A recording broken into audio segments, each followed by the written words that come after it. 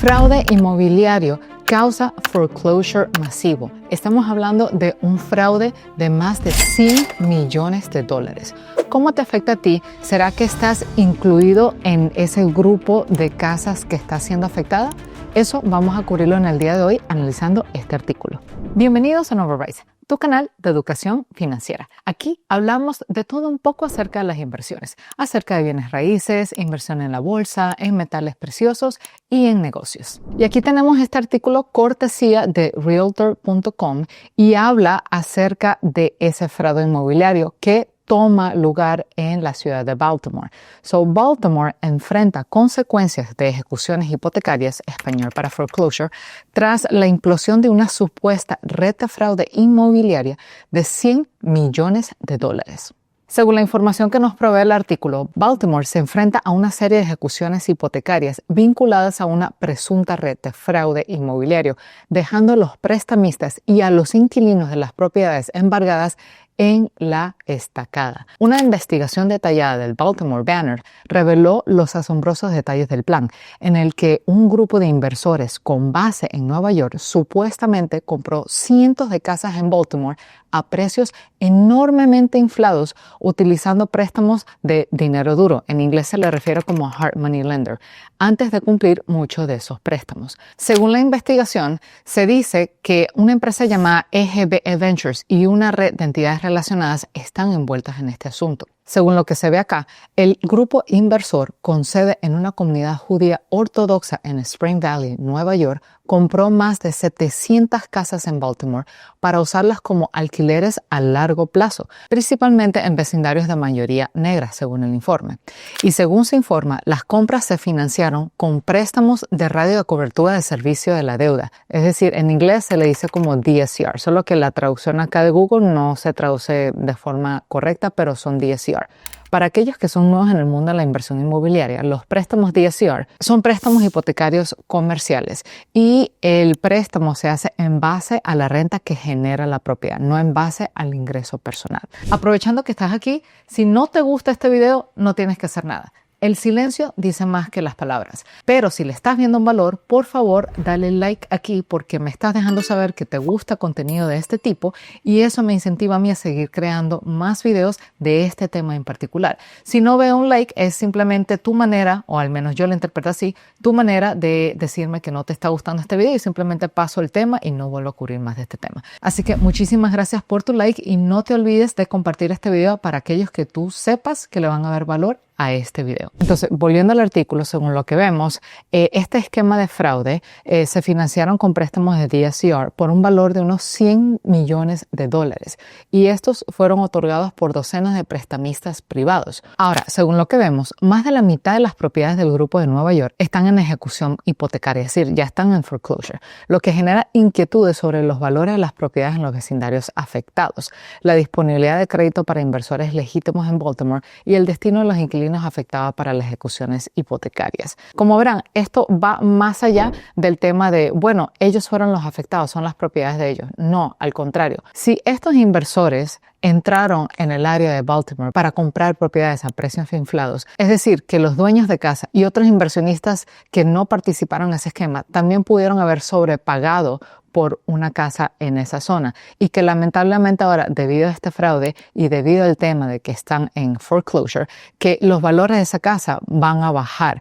Y eso quiere decir que si tú fuiste un comprador legítimo que está comprando su residencia principal o si eres un inversor legítimo que entró en esa zona comprando propiedades, tus propiedades pueden bajar de precio. Ahora, no todo es mala noticia, porque eso quiere decir que las personas que están viviendo en las propiedades que están en foreclosure, esos inquilinos pueden perder sus hogares.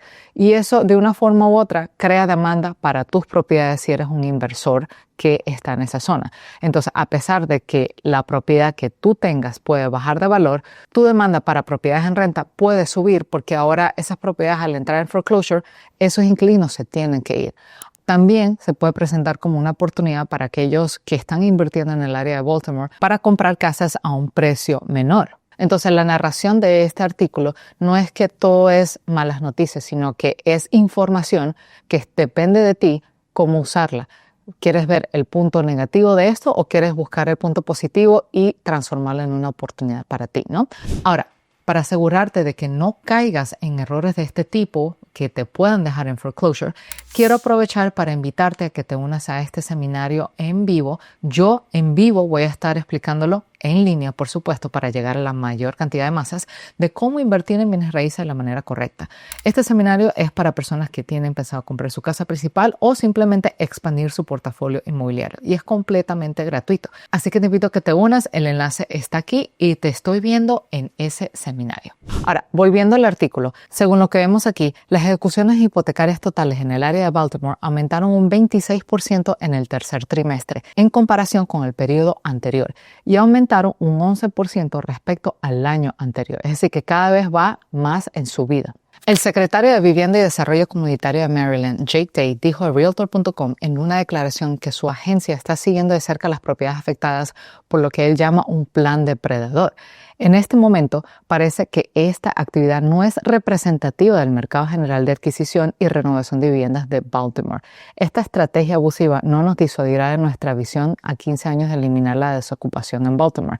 Para aquellos que no saben, Baltimore está pasando por como que un periodo difícil en el que hay una vacancia muy alta de las propiedades porque la calidad de vida se ha deteriorado en la zona. Y a eso se refiere el artículo. Jake Day dijo que su departamento está trabajando con la oficina del alcalde de Baltimore y otros socios de desarrollo comunitario para rastrear los cambios en las condiciones de mercado e identificar oportunidades de reurbanización para propiedades vacantes desocupadas y se adaptará para abordar cualquier desafío emergente. Ahora, aquí viene como que el contraste de la noticia, ¿no? Entonces, según lo que vemos aquí, Pete Mills, vicepresidente senior de la Asociación de Banqueros Hipotecarios, dice que es importante dejar claro que esto fue un fraude inmobiliario, no un fraude hipotecario. Por lo que sabemos de lo ocurrido en Baltimore, se trató de un esquema sofisticado que involucró a tasadores y agentes de compañías de títulos de propiedad que eludieron intencionalmente los protocolos y la documentación en los que se basan los prestamistas para protegerse de otorgar préstamos en transacciones inmobiliarias fraudulentas. Bueno, sí, es muy correcto, pero ¿qué significa eso para nosotros? Eso quiere decir que si esta situación llega a convertirse en un esquema que afecta a todo el área de Baltimore o posiblemente a áreas que están fuera de Baltimore, es decir, a otros estados, que esto colectivamente puede causar una serie de cambios en las leyes y puede causar que el sistema de evaluación o de underwriting para aprobar hipotecas cada vez se ponga más exigente y los futuros compradores son los que vamos a tener que pagar las consecuencias de tener que lidiar con un proceso que sea mucho más estricto. Ahora, volviendo al artículo, según lo que vemos, los prestamistas de estos préstamos son víctimas del fraude, al igual que los inquilinos de la propiedad que ahora están en ejecución hipotecaria y en mal estado. Muy cierto, los inquilinos cuando entran no saben la situación hipotecaria del propietario. Ellos solamente están entrando a esas casas con la finalidad de pagar su renta y tener un techo, ¿no? Ahora, ¿cómo se desarrolló ese plan de Baltimore, no? Entonces es muy importante que ustedes tengan esto en cuenta por si se les llega a acercar a alguien o futuros inversores para decirles, oye, invierte tu dinero conmigo que nosotros estamos desarrollando casas o construyendo casas. Entonces es importante que ustedes noten esos red flags, ¿no? Esos comportamientos que dan a decir si esa inversión que ustedes están considerando es una inversión legítima o es una inversión fraudulenta. Entonces, según el informe de Banner, muchas de las compras de viviendas vinculadas al grupo inversor de Nueva York se registraron a precios de venta muy superiores al historial de precios y a las estimaciones disponibles públicamente del valor de la propiedad. En un caso, los neoyorquinos ofrecieron $100,000 por una casa adosada que se había vendido por unos $13,000 unos 5 años antes. Entonces estamos hablando que es un número sumamente alto, estamos hablando de que es una plusvalía muy alta de $13,000 hace 5 años y de repente que esa casa cueste $100,000, wow, o sea, literalmente es una forma de extraer dinero adicional del banco, pero ¿qué sucede cuando uno extrae tanto dinero del banco? Que si las rentas no generan esos ingresos, pues eventualmente van a caer en foreclosure, ¿no? Y volviendo al artículo, entonces los neoyorquinos ofrecieron $100,000 por una casa adosada que se había vendido por $13,000 5 años antes y luego pidieron un préstamo de $220,000 para el trato. Y gran parte de los fondos excedentes se destinaron a una LLC registrada a nombre de AIDS dose, según el informe. Supuestamente, esos fondos eran para reparar y renovar la casa, pero según la investigación de Banner, no se encontró ningún permiso vinculado a la propiedad y un inquilino de mucho tiempo dijo que la casa nunca fue renovada. De los cientos de viviendas conectadas a la cartera de Nueva York, más del 70% no ha tenido un solo permiso de renovación o construcción obtenido desde al menos 219, según un análisis de datos de permisos de Banner. ¿Qué significa esto para ustedes? Entonces, si ustedes están considerando invertir con alguien les está ofreciendo, mira, este es el proyecto que estoy haciendo, dame dinero. Entre las primeras cosas que se tienen que preguntar es, ¿dónde están los permisos de construcción? ¿Hay algo que ya les dé la luz verde para que ellos empiecen a hacer esos proyectos de renovación para que generen dinero? De lo contrario, pues como que está muy raro ese proyecto de inversión, ¿no? Entonces, antes de escribir un cheque o enviarle ese dinero al supuesto inversor, tengan en cuenta cosas como esa. Ok, ¿tienen la casa en mano o no? ¿Estamos hablando de lotes de tierras vacíos o no? Y si tienen esos lotes de tierra, ok, ¿dónde están los permisos de construcción, no? Ahora, volviendo al artículo, los neoyorquinos, y cuando hablan de los neoyorquinos, están hablando en referencia a ese grupo de inversores que estafaron al mercado de Baltimore, ¿no? Entonces, los neoyorquinos recurrieron principalmente a los préstamos DSCR, un producto alternativo muy popular entre los inversores. Estos préstamos suelen tener tasas de intereses más altas y permiten a los prestatarios acceder a crédito en función de los ingresos previstos por alquiler. Sin embargo, según los expertos del sector, estos productos crediticios no presentan ningún riesgo inherente. En cambio, los prestamistas que financiaron las casas compradas por los neoyorquinos dicen que fueron engañados en un esquema que involucró una red de tasadores y corredores que estaban involucrados en la trama. RCN Capital, uno de los muchos prestatarios que financiaron la ola de compras de los neoyorquinos, dicen que si bien este incidente es profundamente preocupante, no es representativo de nuestra industria en conjunto. Un grupo de delincuentes que operan en el sector inmobiliario orquestaron recientemente un plan altamente sofisticado que tuvo consecuencias devastadoras en el área de Baltimore.